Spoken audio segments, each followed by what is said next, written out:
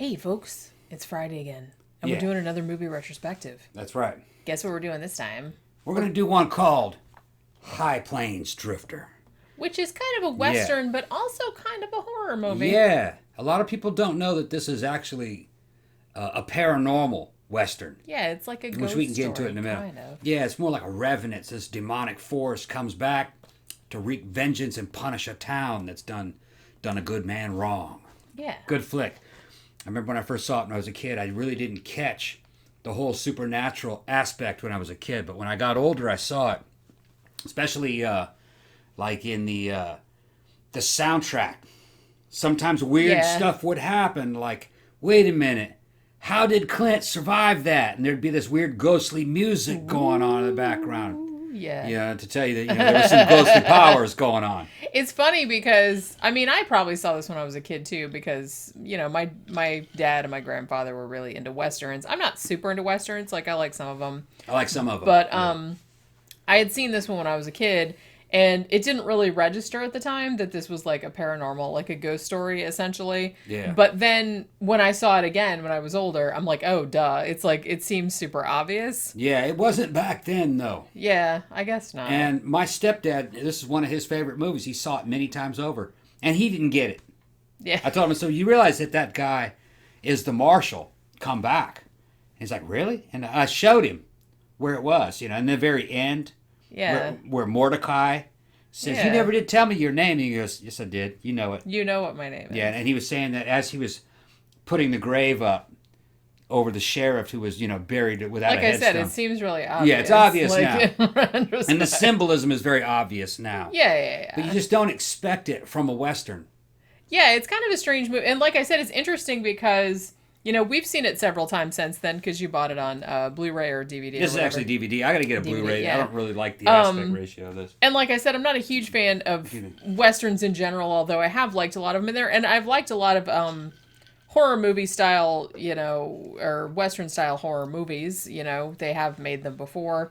So I do kind of like that type of thing. But it's interesting that this movie turns up on a lot of horror movie review sites, I noticed. So it's not totally weird that we're just, I'm also getting way off into Sergio Leone movies. He's on a Sergio Leone kick the last couple months. I'm just starting to realize now, I really wasn't hip to the whole Western thing, and especially not the spaghetti Western thing. Yeah. And I didn't realize that Sergio Leone actually set the new standard for what a Western should be. Well, because that was hugely influential on Clint Eastwood's movies. Yeah, all the Clint Eastwood's badass movies like this one. This is the first one he directed on his own. The first Western he directed on his own. This is a spaghetti Western, even though it's American made. Yeah. It's got that same edit, that same tone.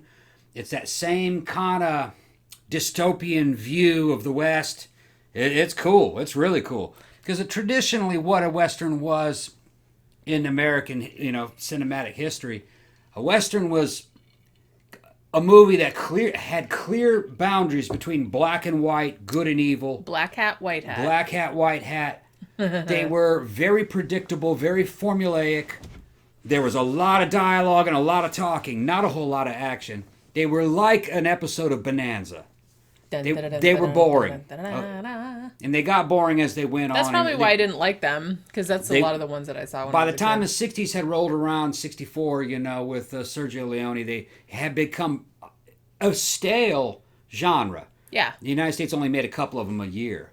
But the new way of doing it, the spaghetti Western style way of doing it, actually breathed life back into the genre. Well, it was without that, you never would have had Unforgiven and some of these other ones that were really good. It introduced moral ambiguity.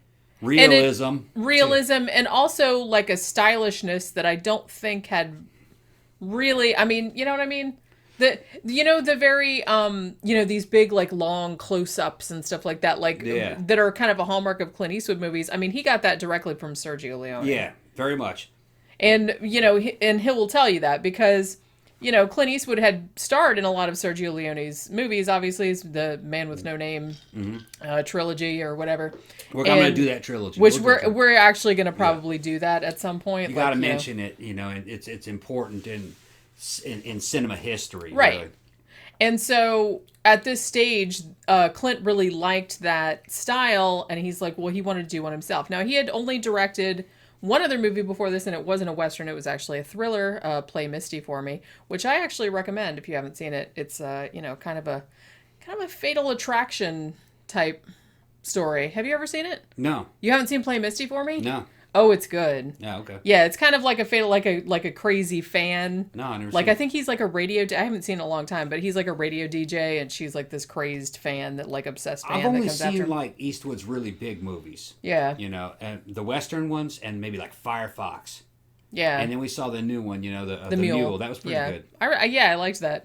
Even though, like I said, he looks like the Crypt Keeper. Holy crap. He's old now. But he's like 400 years old. Well, he was old when he did this, and this was done when I was 3 years old. Yeah. Or 4 years old. I was 1 when this movie came out. This came out in 1973. Like I said, this was his first Western. Now, it was actually written by Ernest Tidyman, who is probably best known for writing the Shaft novels and doing the adaptations of Shaft. Hey, they're remaking Shaft. I just saw the trailer. Yeah, the trailer looked good. I'm excited. Yeah, I want to see it. I'm super excited. I loved the Shaft movie. It looks funny. But yeah, so kind of like the Expendables. Yeah. You know, it looks like something along where he's that like line. passing the torch on. But to pimps and secret agents. So So it's got to better. be good. You know, it's got to be good. Yeah. Everybody loves pimps. Come Pimps and secret agents. on. Blaxploitation pimps. Yeah. But yeah, so he was known for writing the Shaft novels, and he also later won an Oscar for writing The French Connection. So the guy that wrote this, no slouch. Now, here's the interesting thing that I thought was really interesting. Now, the original, and you know, we've had a back and forth about how much we're going to spoil about particular movies. Some of them we don't want to. Like when we did the review for Big Man Japan, I said, this only came out in 2007. Probably a lot of people haven't seen it because it's a little bit obscure. And I said, and I think that's the kind of movie where it's better if you go into it not knowing what to expect. Yeah. But I feel like this movie is such kind of a part of the cultural landscape, and it came out so long ago that I don't think we're going to hurt anything by spoiling anything. But what I was going to say is that the original version of the script actually had, because the whole story involves, there's this little town called Lago. And, it's just on the shores of this lake. It's like out in the middle of nowhere. And they really built this town for the movie. They did. It's a real town. Well, That's Universal really quite cool. had bugged Clint Eastwood. They were like, well, why don't you shoot it on the back lot? And he's like, no, I don't want to do that. I want to shoot it on location. Yeah, it looked real. Yeah. And he drove around like Nevada and Oregon and shit, like looking for a place to film it. He couldn't find any place. And then finally he found this one place. And I think it's Mono Lake in California. And he just built this little bitty town, like just on the edge of this lake, kind of out in the middle of nowhere. And he built the entire town, outsides, exteriors and interiors, so he could film the whole thing on location. Yeah. Took 6 weeks, came in under budget, and it was done like 2 days before it was supposed to be done. It's a movie classic. It really is. It's and like awesome. I said, it's there's something like really kind of spooky about it. Here's the thing, like Clint Eastwood, he doesn't have a name. Like I said, this is almost like a continuation. Well, you find out his name at the end. Yeah, this is almost like a continuation of his Man with No Name type presence that were in, like, Fistful of Dollars and Good, Bad, and the Ugly and all those kind of movies. So that's kind of the same type of deal that he's doing here. He rides into this town called Lago, and all of the townspeople in Lago, you come to discover, Are assholes. Most of them are assholes. All but like 2 of them, I think, are just straight up shit. They're all about status and money and their own well-being. They're cowards. Yeah. Bad cowards. He shows up, and the first thing they do is they attack him. And he kills like 3 or 4 of them. Yeah, I think he kills like 3. He just, he just rides into town on his pale horse. Yeah. Symbolism. And he rides in and he's like, hey, he wants a shave and a bath or whatever. Yeah. These 3 douche hats, come in, hey, get out of our town, blah, blah, blah. Yeah, and he's just like, pa-pow, pa-pow, pa-pow. Yeah, he gunned him down. And this impressed... And everyone was like, huh? And this impressed the town hussy. Town hussy. So she comes up and bumps into him. And then starts cussing him out. You calling him a motherfucker. Yeah. And he's like, hey, there's no need for this. And she goes, need for what? He goes, if you wanted to get acquainted, you just could have done another. Oh, I would have nothing to do with you, this and that, and this and that. You animal, rah, rah, rah. So what's he do? He rapes her. He rapes her. He rapes her, and she liked it. And, and as soon as you see this happen, you're going, what kind of movie is this? because you don't really know what the hell's going on. Yeah. You know what I mean? But that's what I like about this movie is this High Plains drifter, this drifter from a higher plane, and I'm going to show you. It says High Plains. It's a red eye with him riding out of it. Okay. Yeah. He is a drifter from a higher plane. Yeah. Okay. Get it? Get it? All right. All right. So he knows all these people. He knows all their foibles and he knows all their sins. And it turns out what he is, he's basically kind of like a demonic force back from the grave to punish these people and take this town to hell. And to punish all these evil people. And then to save the souls of the good. Now, of which there are there's only like a couple. No, there's two Mexican workers. Oh, Mordecai. 4. There's the guy's wife. That owns the hotel. And Belding or Balding. That's about it. That's what I mean. Okay, so 4 people. That's about it. Yeah, the rest of them are all bad. They all got their Everyone issue. else is an asshat. Right, and then you find out who this drifter from a higher plane is. And, when you're about 30 minutes into it, they show you what had happened in the past.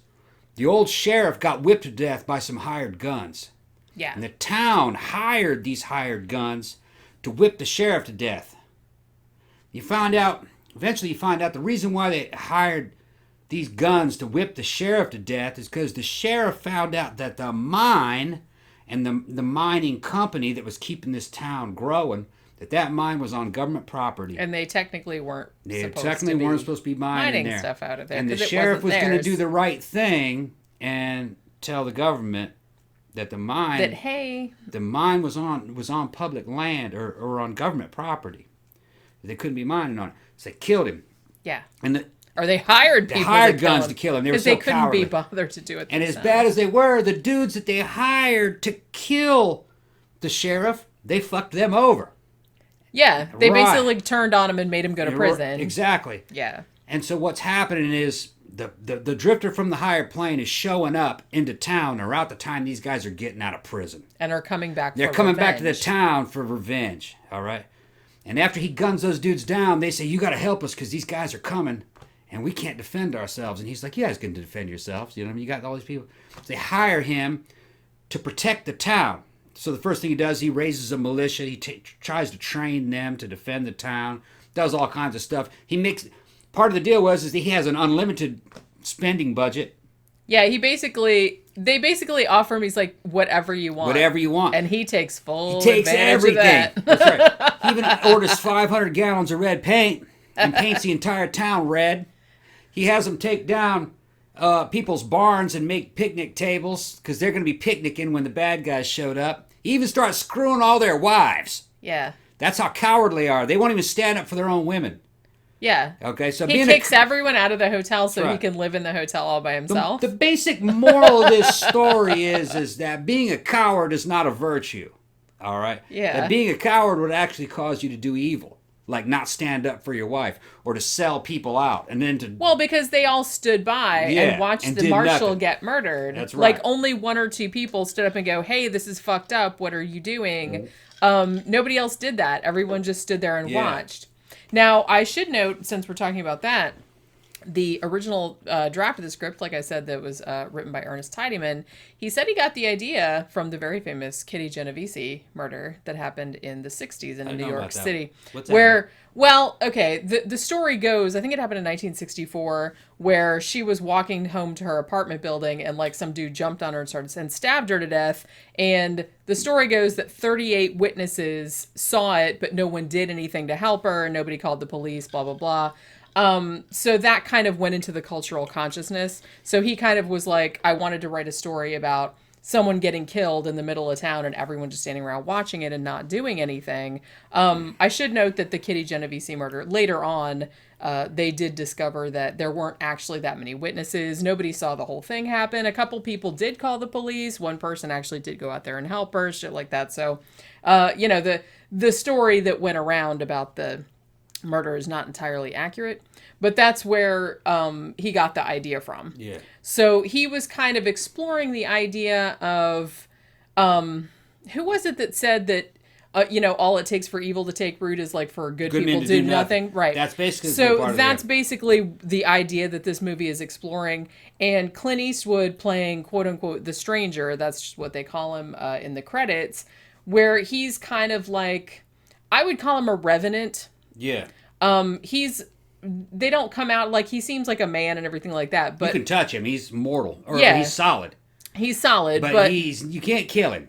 Doesn't seem to be. He comes across as like a little bit of a supernatural force because he comes out of some situations that would have killed somebody else. Right. He also bilocated at one time. He did, yeah. Right. They didn't like wasn't explicit. Yeah, but you were like, well, how did he get out of that? But you were like, yeah, he didn't have time. They snuck into his bedroom and tried to club him to death when he was in bed, and they were clubbing something, but he wasn't in there. He didn't have time to get out of there, and he was outside with a stick of dynamite, blew him up.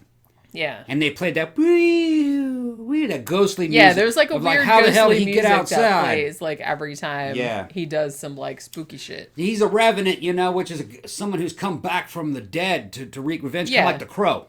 Yeah. Okay. But there's also kind of like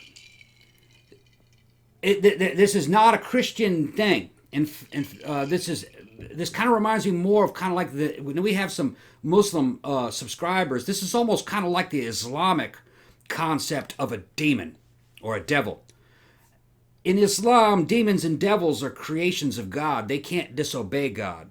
So even though demons and devils do evil, they're doing evil to support God's work. Like for a greater purpose. For a greater purpose. They're working for God to do evil. That seems to be the case. And that seems to be the case in this, because he's doing evil things, but it's does working out. Stuff. It's actually good is coming from it.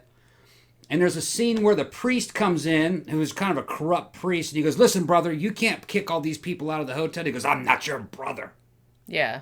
And he goes, well, you can't kick, because we are all God's children and brothers and sisters, You can't kick all these people out. And he goes, these people are all your brothers and sisters? He goes, yeah. And he goes, well, you take them. You take them in your house.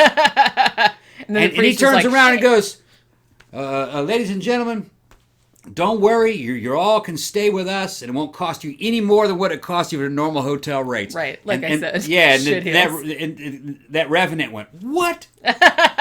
So, he should have expected that. They could pervert anything. Yeah. So, one subscriber comes to mind, who's living in an Islamic country. I'd actually like him to see this, and I'd like him to get back with me, telling what he thought of this movie. He'd probably love this movie.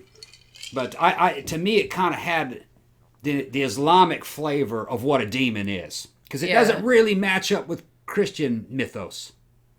Yeah, like I said, it's almost kind of like, because really what Clint Eastwood's role is, he like rolls up into town, and like I said, it's very it's very instructive that at the very beginning of the movie, the very first shot of the movie is Clint Eastwood on his horse, like off in the distance, like appearing out of the haze. Yeah, he just with like he materializes this creepy music. Like so he's obviously not a human. And at the end of the movie, when they show when the marshal that they whipped to death, finally they gave him a headstone. One of the characters says that if you bury a man without a headstone, his soul can't rest. Well, later on, Mordecai, who's a dwarf, who was one of the only good men in town, he couldn't stop the killing. You know what I mean? But when you see the movie, you see what I'm talking about. He finally erects a headstone, and as the stranger rides off into the distance, he gets smaller and smaller and smaller, and it goes towards the headstone, and then goes behind it. And you go like he's going back to the grave. Yeah, it's quite a cool scene.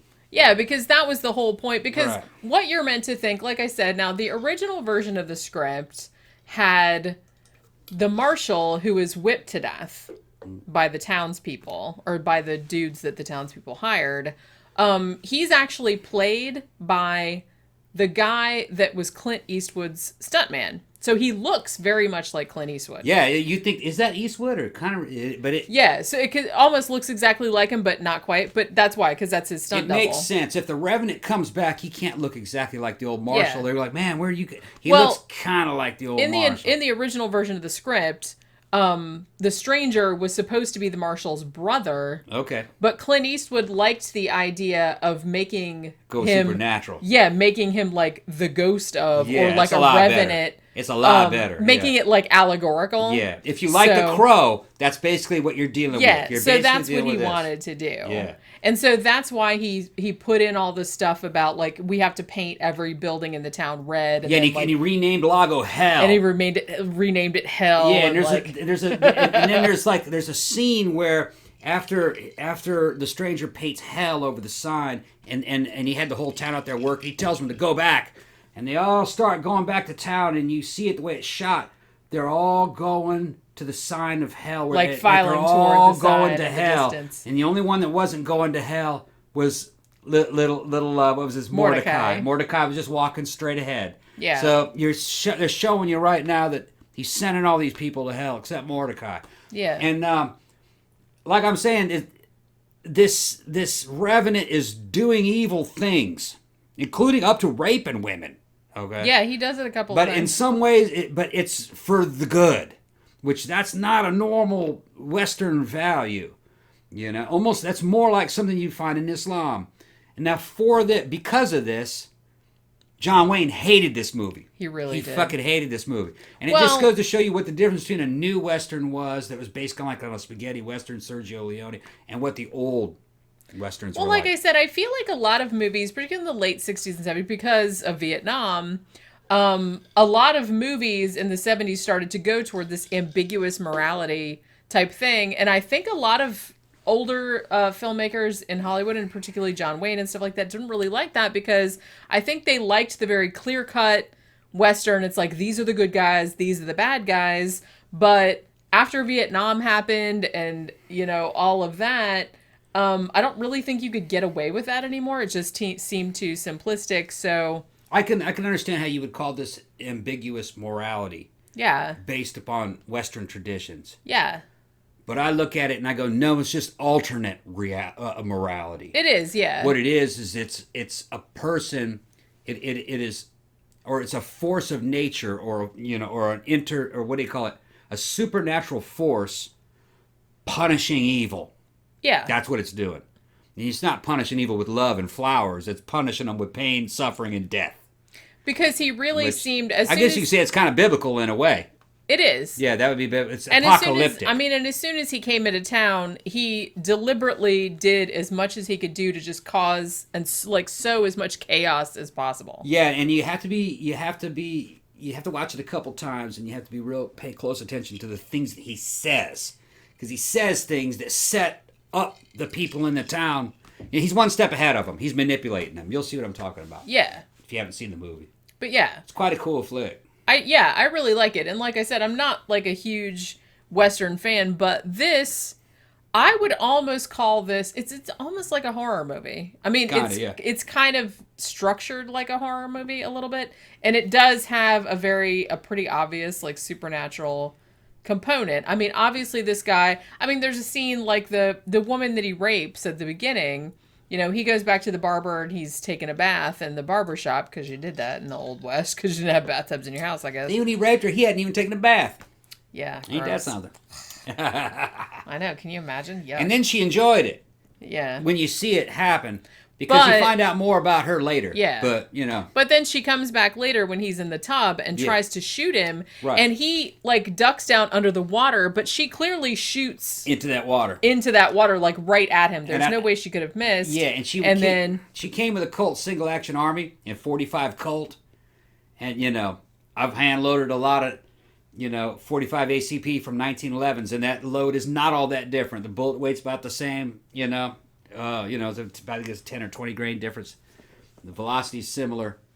And that old bullet wasn't even jacketed, but it would have killed him. 45 Colt would have killed him. There's no way she could have missed. There wasn't enough water She there. fired several shots, into the water. And he was only, right under the thing. And then he just, sits up, woo, that was fucked up. And it was a little bitty Victorian bathtub. All it was this damn copper bucket, really. Yeah. They played that woo weird sound, you know what I mean? The ghost music, because that would have killed a man, but not him. He disappeared down, and he totally vanishes in that little bucket. Yeah. So that was one thing, and like I said, I've seen this 3 or 4 times, but the last time we watched it, that was one thing that I noticed that I didn't pick up on the last time, was that She didn't miss. No. It wasn't like she was just like, oh, I'm a girl and I don't know how to shoot a gun. No, he vanished down She into got the him right fucking in there. Yeah, he vanished down into the water. He should have gotten killed. Should have been killed. But he wasn't. He couldn't be killed. And he just sat up like nothing happened. Like, that was crazy. You can say that it was like a horror movie if you want to say The Crow was a horror movie. Really what this is this is The Crow, but it's in a Western setting. That's a good way of putting it, yeah. It's a very similar kind of idea. Very similar. Now, one thing about, the new breed of Sergio Leone style spaghetti Western, or the new Westerns that came out of that Leone movement, or the spaghetti Western movement, they're a post-apocalyptic, really, when you really look at them. You know what I mean? They're the Old West kind of had an post-apocalyptic quality to it. And without these movies, I don't think you would have had things like Mad Max, which is a post-apocalyptic movie. Right. Because if you go back and look at Mad Max 1 and 2, there's a lot of Western in that. Yeah. A lot of the same motifs, a lot of the same setting out in the desert, out in the outback. Yeah. Instead of horses, it's cars. Yeah. But they're still dealing with Indians and cowboys. It's basically that same thing. It's just, I do feel like there's like a lot of Australian movies that are in a similar vein as that. Because they have, Australia and the United States have kind of a similar history. Yeah. And the Outback is very much like the Old West was. Yeah, like in similar all tastes, the deserts and stuff. we have same cars, more or less. They have different versions of Fords. And the cultures were similar, hot rod cultures and gun cultures. They had all that. They had cowboys, Yeah. There's a good one called Quigley Down Under, which was about a cowboy going to the back. Movie. Yeah, that was a good movie. I like that one. Actually, there was kind of a recent one. How recent was it? It was a few years ago, called The Proposition. Mm-hmm. And actually, Nick Cave wrote the screenplay for that shit. And it was a Western set in Australia. Okay. And it's very, very good. And since it's Nick Cave, it's like super, super violent. Because you know how that shit goes. He loves all that murder shit. Yeah. But yeah, so, but that's a really good movie too. But yeah, so I kind of feel like this is kind of the same, because this is a similar kind of thing that he did with like Pale Rider, right? Pale Rider came after this. Yeah. And Pale Rider is very much the same kind of a story. It's the same kind of thing, like Pale Rider, here comes a Pale Rider to death, Pale obviously. Rider, he's the angel of death, basically. Right. Come to answer a young girl's prayer. Yeah. To save the town. That's also a good movie. If you see this one, you like this one, and you haven't seen Pale Rider, go see Pale Rider. Yeah. That's good too. I have that. I think this one, High Plains Drifter is more obviously supernatural, like a ghost story, and more like supernatural. It's essentially a ghost story, is what Pale Rider. You got to pay a little more attention to it. Yeah, he seems more like a guy or like a character. In Pale Rider, even though obviously what the symbolism is. Right. But in this one, he almost seems like, because he doesn't talk all that much, and you never know what his name is until the end, and it's like he's just very stoic and very like not making any expression. So he seems almost like not non-human, but like maybe superhuman, or he's Devil Man.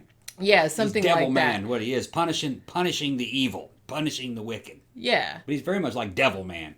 And which is a Japanese anime. Yeah. I feel, and another thing too that I love about this is that how fucking pathetic are the people in this fucking town? Oh, they're bad. It's like the 3 dudes ride back into town. 3 dudes. Yeah. And they've been in prison and shit like that. They ride back into town.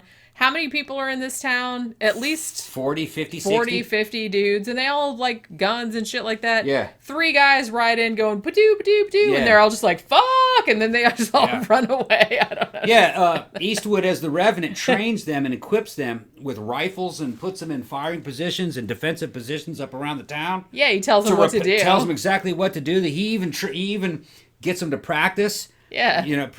And as soon as these guys show up, they just drop their guns and run. Yeah, they're just like, oh no. Yeah. But I guess like that's kind of the whole point. That was the idea, is that they were cowards, that and they were worthless, and it showed that they were worthless. They were. And that they were getting what they deserved. And then they deserved it. Yeah. Right. And like I said, he would just grab a dude's wife and say, "Come on, let's go," and the men would just tolerate it. They wouldn't even stop him. Well, see, that's what happened. See, the first one was very kind of obviously a rape, even though she kind of enjoyed it halfway through.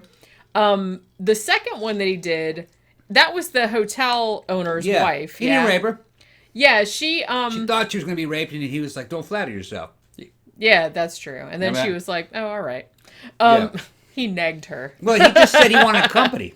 True. He didn't say he was going to raise it. Well, and I think she got mad, too, because her husband didn't stick up for her. Yeah. And I think that was kind of the point that they were making. And that was how he saved her soul, because she left her husband after all that. Yeah. And she got out of there. Because she was the only person, I mean, other than Mordecai, like the door, who couldn't do anything about it. And he just like crawled under and he was like horrified by the murder because he watched the previous marshal getting murdered. Now, the woman that was the hotel wife, they actually show her in the flashback and she's like, what are you doing? Stop it. And she was like, you're crazy and all this other kind of, so she did protest and she was the only person that did. And then after it happened, she was saying, you know, how tragic it was that good man was out there without a headstone and that he had been murdered, you know, over the mining rights, you know, and that he was doing the right thing, you know, that kind of stuff. Yeah.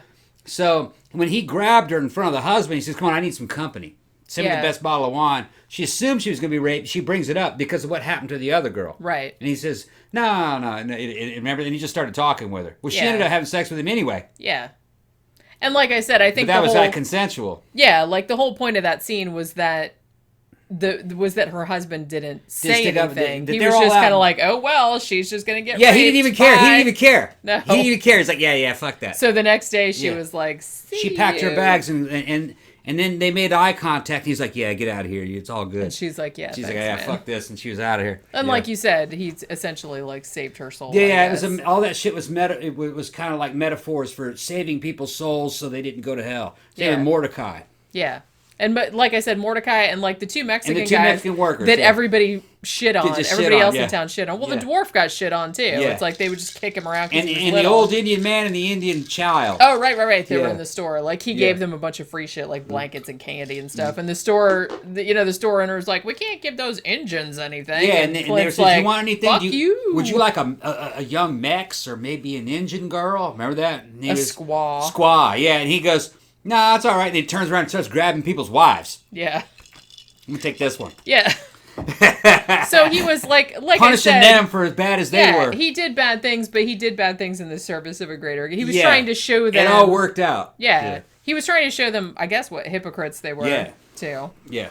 But so if you're like, even if you're not into Westerns, which I'm not, you would probably like this movie because, like I said, it's kind of like a ghost story. It's like The Crow in the Wild West. Yeah, just like The Crow, except in the Wild West in 1973. Yeah. So, if you like that kind of thing, you'll probably like this one, too. Like I said, Clint Eastwood's only his second directorial. And if you like this one when you see it, see Pale Rider. See Pale Rider, yeah. I actually like this one better than Pale Rider, but Pale Rider is very good, too. So check it out. I like all Eastwood's Westerns. Yeah.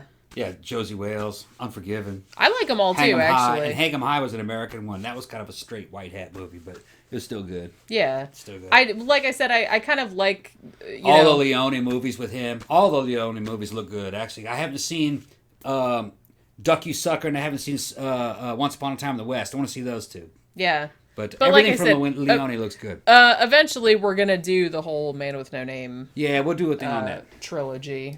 They're worth seeing. The music alone in those are fucking fantastic. We just saw the other day on YouTube. He showed me. Who was that doing that? It was like some orchestra. It was like a Finnish orchestra. I think they did all the Man with No Name themes. Yeah, they did like all the good and the bad and the ugly. Oh man, it was really awesome. Yeah, look it up on YouTube because it was like really good. I particularly loved that they had like the one woman and like her whole job was just sit there and go. Wah, wah, wah. Yeah. Wah, wah, wah.